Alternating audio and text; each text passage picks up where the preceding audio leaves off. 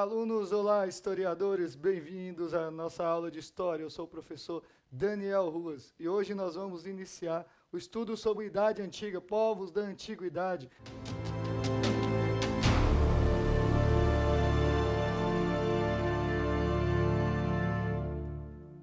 Mas o que é a Idade Antiga? A Idade Antiga é o segundo período da divisão clássica dos períodos da história da humanidade, sendo o primeiro pré-história, a segunda Idade Antiga, terceira Idade Média, o quarto Idade Moderna e o quinto Idade Contemporânea. Nós estudaremos as civilizações do chamado período antigo, as civilizações do Crescente Fértil, civilizações da América, da Idade Antiga, aquele período pré-história que a gente viu da chegada dos povos da América. Os primeiros povos que estudaremos serão os povos do Crescente Fértil, que foi uma importante região, especialmente para a sedentarização do ser humano de diversos povos, né? A formação das primeiras tribos. Ela leva este nome porque está localizada entre os rios Tigre e Eufrates, o rio Jordão, e no Egito o rio Nilo, e tem um formato que se assemelha a uma lua crescente. Por isso, Crescente Fértil. O local que chamamos de Crescente Fértil na Antiguidade é onde está localizada a região da atual Palestina, Jordânia, Israel, Líbano, Kuwait, Chipre, além de algumas partes do Egito, da Síria, do Irã e da Turquia. Além dessa região, veremos os grupos humanos que ocupavam a América, na região do México, do Peru, na região do Chile, na região da América do Norte e da região do Brasil. Mas, primeiramente, aqueles povos do Crescente Fértil, da Antiguidade, onde hoje se localiza todos esses países, inclusive a antiga Pérsia, que hoje se chama Irã, né? Você já deve ter ouvido falar dos príncipes da Pérsia, do Aladim, né? O Aladim é daquela região de Ágaba lá, né? Esses grupos humanos que viviam naquela região, eles passaram a dominar a terra e desenvolver a agricultura, o que lhes permitiu viverem fixos em um só lugar, nessa região do Crescente Fértil. Ali eles formaram as primeiras aldeias e depois os primeiros impérios, né, os primeiros grandes povos. A gente diz as primeiras grandes civilizações. Esses agrupamentos humanos, eles possuíam características comuns, como ter uma economia baseada na agricultura, no comércio, na criação de animais, possuírem grupos sociais bem definidos, uma hierarquia social bem definida. Todos eles, ou a maioria deles, eram politeístas, e alguns eram estados teocráticos, como o Egito do nosso faraó, né, que o faraó ele era considerado Horus vivo, né, o próprio deus Horus no meio dos outros seres humanos. Esses grupos também erigiam, construíam grandes templos, grandes palácios, grandes canais de irrigação e grandes diques, que eram barragens, né?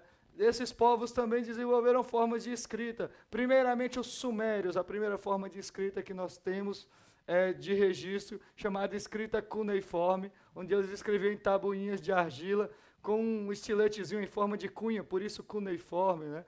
E é uma escrita que se difundiu por toda a Mesopotâmia, chegou até o Egito, e os hieróglifos egípcios muitas vezes eram escritos assim, né? De maneira com esse estiletezinho em forma de cunha, de maneira cuneiforme.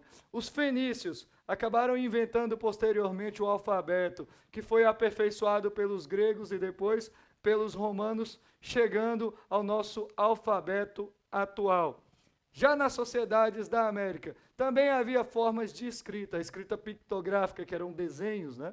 E a escrita ideográfica, que eram desenhos e símbolos que simbolizavam ideias, por isso ideográfica entre os astecas, e a escrita hieróglifa entre os maias, assim como tinha no Egito os hieróglifos, né? Os maias também escreviam de forma hieróglifa. E os incas, eles não desenvolveram a forma de escrita, assim como os índios brasileiros e os índios norte-americanos, porém, os incas tinham uma forma de registro bem complexa, né, chamada de quipos, né? Eram cordinhas que os escribas do imperador Inca iam dando nozinhos, e aí com esses nozinhos eles iam registrando toda a contabilidade do Império Inca, e aí sim, o imperador Inca, lendo esses registros, ele sabia quanto que ele tinha de riqueza em todo o seu império.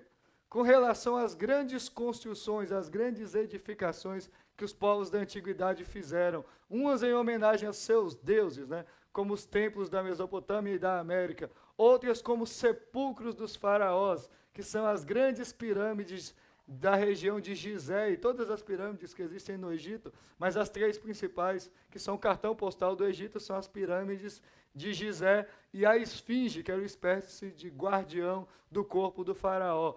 Na Mesopotâmia você tem na Babilônia o zigurate de Etemenanque, né, da região de Etemenanque, no antigo Império Babilônico, é a famosa Torre de Babel, que está escrito na Bíblia dos cristãos, né, e na Torá dos judeus, chama esse zigurate de Torre de Babel, porque ela era uma torre enorme de 91 metros de altura. Né.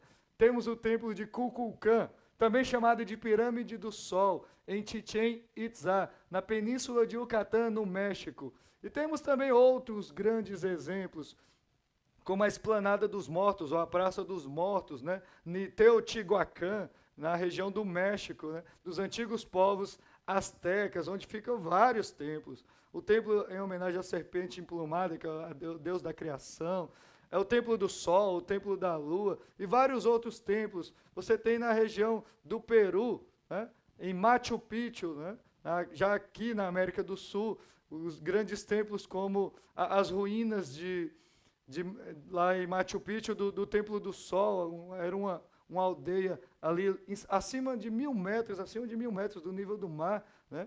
Uma coisa magnífica, né? Um templo dedicado ao Deus do Sol, que infelizmente foi destruído na conquista dos espanhóis, aqui na América, quando eles chegaram, o Francisco Pizarro fez toda aquela guerra contra os incas, eles destruíram, ficaram apenas as ruínas, mas ainda é um lugar belíssimo, que atrai muitos turistas aqui para a América do Sul, para o Peru.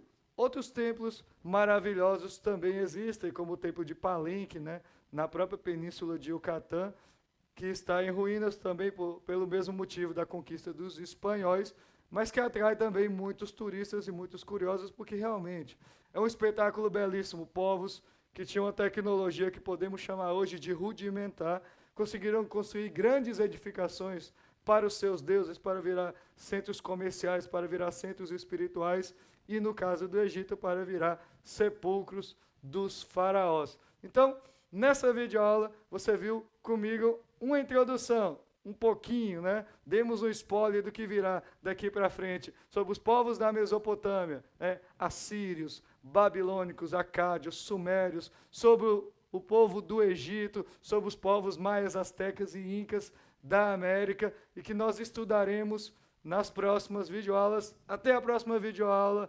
historiadores!